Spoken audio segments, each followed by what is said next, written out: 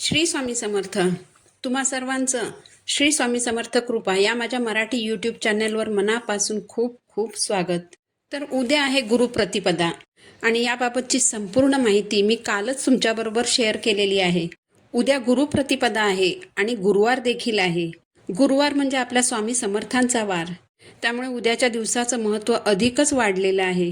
तर उद्या गुरुप्रतिपदेला आपल्याला 2 नैवेद्य अर्पण करायचेच आहेत. तुमच्या देवघरातील स्वामी महाराजांच्या मूर्तीसमोर हा नैवेद्य अर्पण करायचा आहे. उद्याच्या दिवशी या नैवेद्याला खूप महत्त्व आहे, म्हणूनच न विसरता हा नैवेद्य आपल्याला अर्पण करायचाच आहे. जसं मी तुम्हाला सांगितलं की नृसिंह सरस्वती स्वामी महाराजांनी माघ कृष्ण प्रतिपदेला त्यांचं अवतार कार्य पूर्ण करून त्याच प्रतिपदेच्या तिथीवर त्यांनी शैल्यगमन केले होते. म्हणून श्री नृसिंह सरस्वती स्वामी महाराजांच्या शैल्यगमनाचा दिवस म्हणून आपण ही गुरुप्रतिपदा साजरी करत असतो. तर याच प्रतिपदेच्या तिथीवर त्यांना नैवेद्य अर्पण करायचा आहे.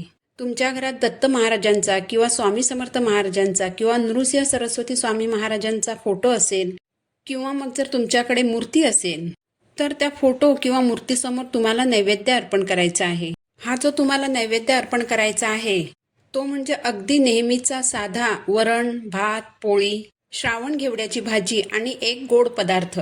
अगदी साधा शिरा जरी तुम्ही गोड पदार्थ म्हणून अर्पण केला तरी चालेल. पण तुम्हाला जर शिरा बनवण्या इतका वेळ मिळणार नसेल तर बघा, तुम्ही दुकानातून पेढा किंवा बर्फी विकत आणू शकता आणि ही मिठाई तुम्ही गोड पदार्थ म्हणून नैवेद्यामध्ये महाराजांना अर्पण केली तरी चालेल, काही हरकत नाही.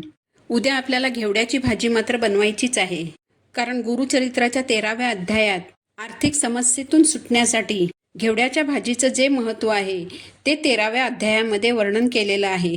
असा साधासुद्धा नैवेद्य उद्या आपल्याला महाराजांना अर्पण करायचा आहे. हा नैवेद्य आपल्याला दुपारी अर्पण करायचा आहे. त्याआधी सकाळी आपल्याला पूजा करायची आहे. पूजा कशी करायची हे देखील मी आधीच्या व्हिडिओमध्ये सांगितलेलं आहे. तुमच्याकडे दत्त महाराजांचा, स्वामी महाराजांचा किंवा नृसिंह सरस्वती स्वामी महाराजांचा फोटो असेल किंवा मूर्ती असेल, मूर्तीवर अभिषेक करायचा. फोटो असेल तर फोटो स्वच्छ पुसून घ्यायचा.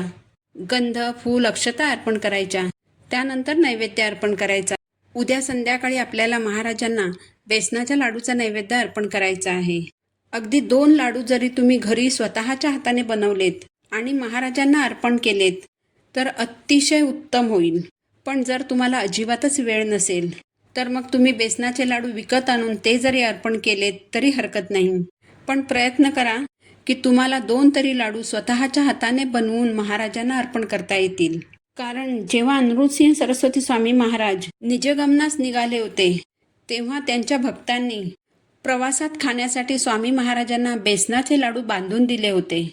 उद्या संध्याकाळी जेव्हा तुम्ही बेसन लाडूचा नैवेद्य महाराजांना अर्पण कराल तेव्हा हा नैवेद्य इतर नैवेद्यांसारखा अर्ध्या तासात महाराजांसमोरून उचलायचा नाही.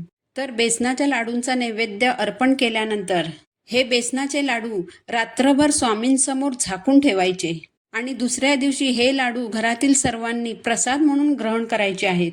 आपल्या स्वामी महाराजांना बेसन लाडू अतिशय प्रिय आहेत, म्हणून उद्या संध्याकाळी न विसरता महाराजांसाठी बेसन लाडूचा नैवेद्य जरूर अर्पण करा.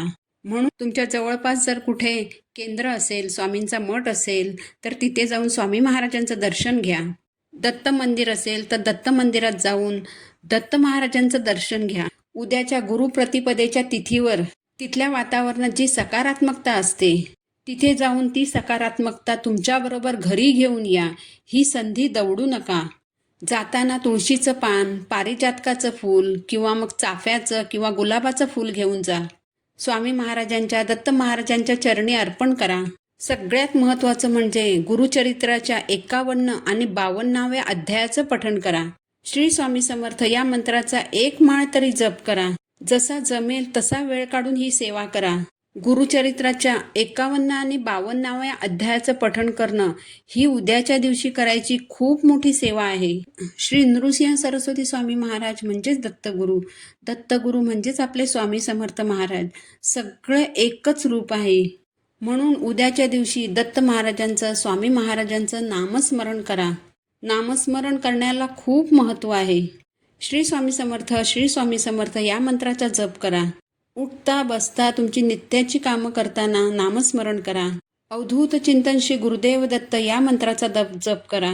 दिगंबरा दिगंबरा श्रीपाद वल्लभ दिगंबरा या मंत्राचा जप करा. उद्या दुपारी नैवेद्य अर्पण करताना 6 नैवेद्य बनवा. 6 अगदी छोट्या छोट्या चपात्या करायच्या. त्यावर वरण, भात, तूप, घेवड्याची भाजी आणि एक गोड पदार्थ ठेवायचा. या 6 नैवेद्यांपैकी पहिला कुलदेवीला, दुसरा नैवेद्य श्री नारायण महाराजांना, तिसरा दत्त महाराजांना अर्पण करायचा. चौथा नैवेद्य श्री नृसिंह सरस्वती स्वामी महाराजांना, 5वा श्री स्वामी समर्थ महाराजांना आणि 6वा नैवेद्य गायत्री देवीला अर्पण करायचा. बघा, उद्याचा दिवस अतिशय महत्त्वाचा आहे. तर उद्या स्वामी महाराजांच्या सेवा करण्याची एक चांगली संधी आहे. तर आपल्या आयुष्यातील दुःख, समस्या, अडचणी, संकट दूर करण्यासाठी स्वामींच्या जास्तीत जास्त सेवा करूया. झालेली सेवा मी महाराजांच्या चरणी अर्पण करते. पुन्हा भेटू नवीन व्हिडिओसोबत. श्री स्वामी समर्थ.